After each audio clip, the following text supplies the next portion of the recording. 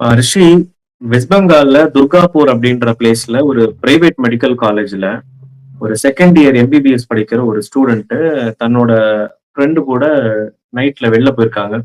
So ஒரு 12:00 மேல அவங்க போன இடத்துல ரேப் செய்யப்பட்டிருக்காங்க. அதுவும் கேங் ரேப் செய்யப்பட்டிருக்காங்க. அண்ட் இது நடந்தது என்னைக்கு அப்படின்னா வெள்ளிக்கிழமை நைட்டு. ஸோ இன்னைக்கு வெஸ்ட் பெங்காலோட சிஎம் மம்தா பானர்ஜி அவர்கள் ஒரு பிரஸ் மீட் கொடுத்திருக்காங்க. அவங்க வந்து சுபாஷ் சந்திர போஸ் ஏர்போர்ட்ல வச்சு ஒரு பிரஸ் மீட் கொடுக்குறாங்க.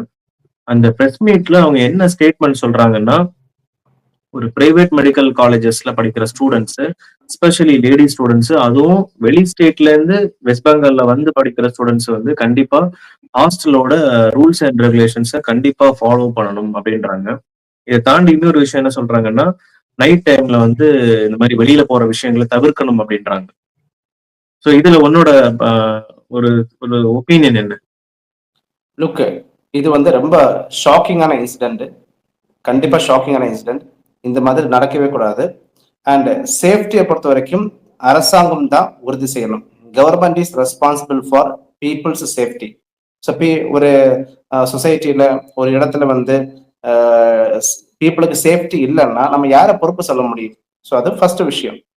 ஸோ சீஃப் மினிஸ்டர் வந்து இந்த மாதிரி சொல்லியிருக்க கூடாது. ஸோ சீஃப் மினிஸ்டர் என்ன பண்ணியிருக்காங்கன்னா விக்டிம் பிளேமிங் பண்ணியிருக்காங்க. விக்டிமை வந்து பிளேம் பண்ணியிருக்காங்க. ஸோ விக்டிமை பிளேம் பண்ணும்போது அவங்களுடைய பொசிஷன்ல இருந்து எஸ்கேப் ஆயிருக்காங்க. ஸோ அரசாங்கம் வந்து அந்த ரெஸ்பான்சிபிலிட்டியை ஏத்தெடுக்கணும். ஓகே, இந்த மாதிரி ஒரு தப்பு நடந்திருக்கு, சீக்கிரமாவே நாங்க அந்த நம்பர்களை அரெஸ்ட் பண்ணுவோம், இந்த மாதிரி கண்டிப்பா பேசியிருக்கணும். இந்த மாதிரி பேசும்போதுதான் விக்டிமோட ஃபேமிலிஸ்க்கே வந்து பார்த்தீங்கன்னா அந்த அரசாங்கத்துக்கு மேல ட்ரஸ்ட் வரும். ஸோ இது வந்து ரொம்ப ரொம்ப இம்பார்ட்டன்ட். செகண்ட் ஒரு ஸ்டேட்மெண்ட் கொடுத்துருக்காங்க. பிரைவேட்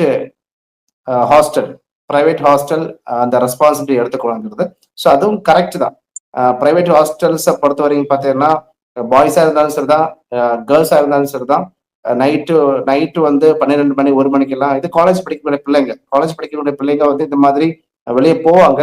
ஸோ அதுலயும் கொஞ்சம் கேர்ஃபுல்லா இருக்கணும்னு நான் சொல்றேன். ஏன்னா இந்த சொசைட்டி வந்து யாருக்குமே சேஃப் கிடையாது இல்ல. பாய்ஸுக்கும் சேஃப் கிடையாது. நைட்டு 12 மணி 1 மணிக்கெல்லாம் வெளியே போகும்போது பாய்ஸுக்கும் சேஃப்டி கிடையாது, கேர்ள்ஸுக்கும் சேஃப்டி கிடையாது. ஸோ அதுல வந்து பொறுப்புங்கிற விஷயம் வந்து பாத்தீங்கன்னா எல்லாருக்குமே சேர்த்துதான் இந்த பொறுப்பு வருது. பட் ஓவரால் வந்து இது ஷாக்கிங்கான இன்சிடென்ட். வெஸ்ட் பெங்கால்ல வந்து கேங் ரேப் அண்ட் ரேப்பை பொறுத்த வரைக்கும் கண்டினியூஸா நடந்துட்டு இருக்கிற ஒரு விஷயம். 2024 மெடிக்கல் காலேஜ் ஒரு டாக்டர் ரேப் பண்ணாங்க. கண்டினியூஸா நடந்துட்டே இருக்கு. ஸோ இந்த ஸ்டேட்மெண்ட் வந்து பாத்தீங்கன்னா கண்டிப்பா வந்து ஒரு நல்ல ஸ்டேட்மெண்ட் கிடையாது. இந்த மாதிரி சொல்லக்கூடாது ஆக்சுவலி சிஎம். இதுல இன்னொரு விஷயம் என்னன்னா, இப்ப பிரைவேட் காலேஜஸ் அப்படின்னு சொல்றாங்க. ஸோ பிரைவேட் காலேஜ்ல நமக்கு தெரிஞ்ச விஷயம் தான், ஓரளவுக்கு வந்து செக்யூரிட்டி சிஸ்டம் எல்லாம் கண்டிப்பா அவங்க வாங்குற காசுக்கு மெயின்டைன் பண்ணதான் செய்வாங்க. ஸோ இது வந்து பிரைவேட் மட்டும் கிடையாது, ஸ்டூடெண்ட்ஸ்ன்றவங்க கவர்மெண்ட்லயும் தான் படிக்கிறாங்க. ஸோ அப்படி இருக்கும்போது இப்போ கவர்மெண்ட்ல என்ன மாதிரியான சேஃப்டி? இப்போ இதே மாதிரி ஒரு தரப்பட்ட மக்கள் தானே கவர்மெண்ட் காலேஜஸ்லயும் படிப்பாங்க, கவர்மெண்ட் ஹாஸ்டல்லையும் ஸ்டே பண்ணியிருப்பாங்க. ஸோ பாதுகாப்பு அப்படின்றது பிரைவேட் இன்ஸ்டிடியூஷன், கவர்மெண்ட் இன்ஸ்டிடியூஷன் அப்படின்னு நம்ம தரம் பிரிக்க முடியாது இல்ல. ஸ்டேட் கவர்மெண்ட்னு வரும்போது சமமா தான் பார்க்கணும். அதுல வந்து ஒரு பிரைவேட் இன்ஸ்டிடியூஷன் அவங்க பிளேம் பண்ற அளவுக்கு வந்து அது நம்ம வந்து அதை அங்கீகரிக்க முடியாது. கண்டிப்பா அங்கீகரிக்க முடியாது. எஸ், கண்டிப்பா இந்த இந்த சிஎம் எடுத்திருக்கக்கூடிய பொசிஷனை வந்து கண்டிப்பா அங்கீகரிக்க முடியாது. அண்ட் நல்லா தெரிஞ்சுக்க பால வந்து நம்ம வெளியே போறது, நம்ம நைட்டா இருந்தாலும் சரிதான், மார்னிங்கா இருந்தாலும் சரிதான், நம்ம டிராவல் பண்ணி வெளியே போறது வந்து நம்மளுடைய ஃபண்டமெண்டல் ரைட், நம்மளுடைய அடிப்படை உரிமை. ஸோ இந்த மாதிரி வெளியே போகும்போது நமக்கு பாதுகாப்பு இல்லை அண்ட் கேர்ள்ஸுக்கு பாதுகாப்பு இல்லைங்கிறத வந்து நம்ம வந்து இந்த மாதிரி பாதுகாப்பை தான் அரசாங்கம் உறுதி பண்ணணும். பாதுகாப்பு இல்லைங்கிறதே வந்து பார்த்தீங்கன்னா ஒரு பயமான சுச்சுவேஷன் அங்கே கிரியேட் பண்ணுது. அண்ட் 2018 வந்து NCRB, national crime record bureau, அவங்க வந்து ஒரு ரிப்போர்ட்ல என்ன சொல்லியிருக்காங்கன்னா ஒரு ஒரு மணிக்கூர்ல வந்து 15 to 16 ரேப் இந்தியாவில் நடக்குதுன்னு சொல்றாங்க. ஸோ ரேப் வந்து பாத்தீங்கன்னா இந்தியாவில வந்து காமனான ஒரு திங்கா நடந்துட்டே இருக்கு. ஸோ அந்த அளவுக்கு பெண்களுக்கு வந்து ஒரு சேஃப்டி இல்லாத ஒரு இடமா இந்தியா அமைஞ்சிட்டே இருக்கு. ஸோ இந்த சிச்சுவேஷன்ல இந்த மாதிரி ஒரு ஸ்டேட்மெண்ட் கொடுக்கறது வந்து பாத்தீங்கன்னா கண்டிப்பா பொதுமக்களுக்காக இருந்தாலும் சரிதான், அந்த ஃபேமிலிஸ்க்காக இருந்தாலும் சரிதான், அந்த காலேஜ்க்காக இருந்தாலும் சரிதான், ஒரு எஸ்கேபிசம் மென்டாலிட்டி அண்ட் ஒரு அரசாங்கத்துக்கு மேல ஒரு நம்பிக்கை இழக்கிறது மாதிரி ஒரு ஸ்டேட்மெண்ட் தான் சொல்லியிருக்காங்க. அண்ட் இன்னொரு விஷயம் என்னன்னா, அந்த பர்டிகுலர் இந்த பிரச்சனைக்கு உள்ளான அந்த ஸ்டூடெண்ட் பார்த்தீங்கன்னா அவங்க வந்து ஒடிசா மாநிலத்தை சேர்ந்தவங்க. ஓகே. ஸோ ஒடிசா கவர்மெண்ட்ல இருந்தும் நிறைய அழுத்தங்கள் இருக்கு வெஸ்ட் பெங்காலுக்கு. ஸோ இந்த மாதிரி இருக்கும்போது என்ன ஆகும்னா, இப்போ வந்து வெஸ்ட் பெங்கால், இப்போ வெஸ்ட் பெங்கால் மாதிரியான சப்போஸ் ஒரு எஜுகேஷனல் இன்ஸ்டிடியூஷனல் ஹப் இருக்கிற ஒரு இடம் வச்சுக்கோயேன். அங்க வந்து ஸ்டூடெண்ட்ஸ் ஃபர்ஸ்ட் ப்ரையாரிட்டி எப்பவுமே ஒரு பேரண்ட்ஸ் லெவல்ல என்ன யோசிப்பாங்கன்னா, நம்ம குழந்தை அங்க போய் படிக்க ஒரு மாநிலத்துல போய் படிக்குது. நம்ம மாநிலத்த தாண்டி வெளி மாநிலத்துல போய் படிக்கும்போது எந்த அளவுக்கு சேஃப்டின்றத தான் யோசிப்பாங்க. யா, கரெக்ட். இது நாளடைவுல வந்து ஒரு எஜுகேஷன்ல ஒரு பின்னடைவு வர்றதுக்கான வாய்ப்புகள் இருக்குல்ல. இந்த மாதிரி கன்டினியூஸா நடந்துட்டு இருக்கு அப்படின்னா, இது வந்து உண்மையாவே ஒரு கொஸ்டினபிள் ஒரு லா அண்ட் ஆர்டர் தான் நம்ம பார்க்க முடியும். அண்ட் கண்டிப்பா. இன்னொரு யா. விஷயம் அவங்க என்ன சொல்றாங்கன்னா, நைட் டைம்ல வர ஒவ்வொருத்தங்களுக்கும் நாங்க வந்து பேட்ரோல் குடுக்க முடியாது. போலீஸ் வந்து ஒவ்வொருத்தங்களுக்கு வந்து யார் யாரு எப்ப வெளில வராங்க, அதெல்லாம் நாங்க கவனிச்சுட்டு இருக்க முடியாது அப்படின்ற மாதிரி ஒரு ஸ்டேட்மெண்ட் குடுக்காங்க. ஸோ இது எல்லாமே வந்து ஒரு ஒரு இக்னோரன்ஸ்ன்ற மாதிரி தான் நம்ம வந்து பார்க்க முடியும். ஒவ்வொருத்தவங்களுக்கும் சேஃப்டி கொடுக்கறதுக்கு சொல்லல. அரசாங்கம் வந்து மக்களுடைய சேஃப்டிய உறுதிப்படுத்தணும். அதுதான் கரெக்டான வேர்டு என்ன பொறுத்த வரைக்கும். அரசாங்கம் வந்து மக்களுடைய சேஃப்டிய உறுதி பண்றது அவங்களுடைய ஃபண்டமெண்டல் டியூட்டி.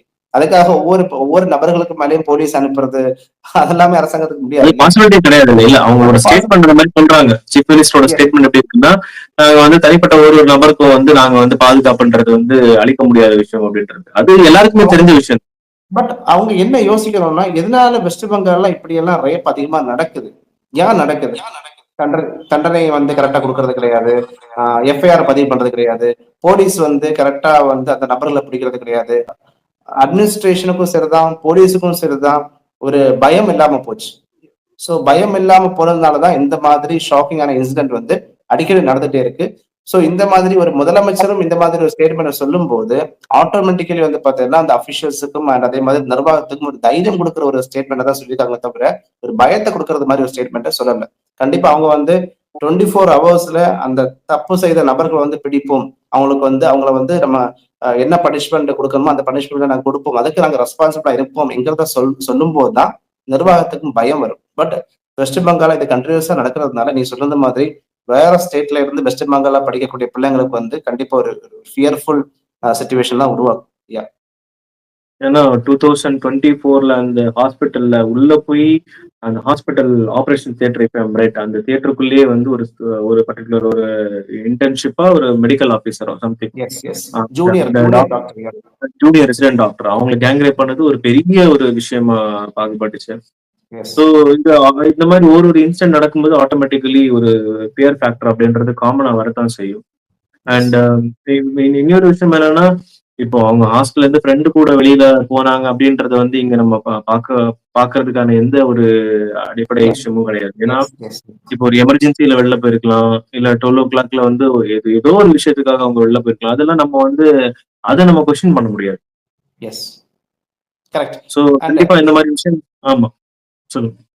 இல்ல நீ சொல்றது கரெக்ட் தான். உனக்கு அவங்களோட பர்சனல் விஷயத்துல வந்து நீ ஏன் போன? எதுக்கு போன? அப்படி அந்த மாதிரி வந்து அரசாங்கம் கொஸ்டின் பண்றதுக்கான ரைட்ஸ் கிடையாது. அரசாங்கத்துக்கு என்ன தேவை? என்ன மிஸ்டேக் நடந்திருக்கு? ஏன் அந்த அந்த பெண்ணுக்கு வந்து அந்த அந்த பாதிக்கப்பட்ட விக்டிமுக்கு வந்து ஏன் சேஃப்டி கிடைக்கல? இதுதான் அரசாங்கம் பார்க்கணும். அரசாங்கம் வந்து நீ எதுக்காக போன? அப்படிங்கிறதெல்லாம் கொஸ்டின்ஸ் கேட்டாங்கன்னா, இதோட எண்ட் ஸ்டேஜே கிடையாது. இது சொல்யூஷன் கிடையாது ஆக்சுவலி. அண்ட் நீ சொன்னது மாதிரி 2024ல ஜூனியர் டாக்டர வந்து செக்ஷுவல் அசால்ட் பண்ணும்போது அந்த டைம்ல வந்து பாத்தீங்கன்னா சுப்ரீம் கோர்ட்டே வந்து ஒரு நேஷனல் டாஸ்க் போர்ஸ கொண்டு வந்தாங்க. டாக்டர்ஸுக்கு எல்லாமே சேஃப்டியா இருக்கிறதுக்காகவும் சேஃப்டி ஆமா. மெஷர்ஸ் டெவலப் பண்றதுக்காகவும் ஒரு நேஷனல் டாஸ்க் போர்ஸ கொண்டு வந்தாங்க. வெஸ்ட் பெங்கால் வந்து பாத்தீங்கன்னா இந்த மாதிரி ஒரு சேஃப்டி இல்லாத விஷயங்கள் இந்த மாதிரி ஒரு கேங் ரேப் வந்து அடிக்கடி நடந்துட்டே இருக்கிறதுனால கண்டிப்பா இதற்கு ஒரு ஸ்டெப்பர் chief minister or administrative level எடுக்கணும்னு தான் நான் நினைக்கிறேன்.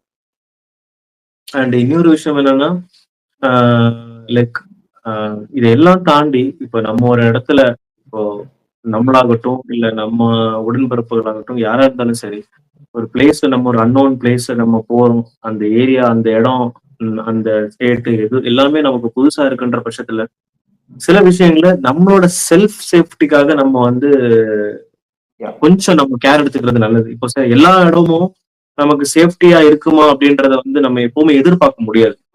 நீ சொன்னது இப்ப கரெக்ட் சில பாலா. நீ சொன்னது கரெக்ட். ஆக்சுவலி நானா இருந்தாலும் சரிதான், நீயா இருந்தாலும் சரிதான். நைட் 1 மணிக்கு நம்ம டிராவல் பண்றதுக்கு பயப்படுவோம் இல்லையா? அதுதான் நீங்க சொல்ல வர. கண்டிப்பா. ஏன்னா சில இடங்கள் பார்த்தீங்கன்னா, அந்த கவர்மெண்டாலேயே வந்து சொல்லியிருக்கும். வல்னரபிள் ஸ்பாட்டா மென்ஷன் எஸ் பண்ணியிருப்பாங்க. லைக் எஸ் ஒரு காட் செக்ஷனா இருக்கலாம். இல்ல வந்து சில ஹைவேஸ்ல எல்லாம் பார்த்தீங்கன்னா, ஸ்ட்ரீட் லைட்ஸே இருக்காது. அந்த இடத்துல யார் இருப்பாங்க, என்ன நடக்கும் அப்படின்றதே நமக்கு சொல்ல முடியாது.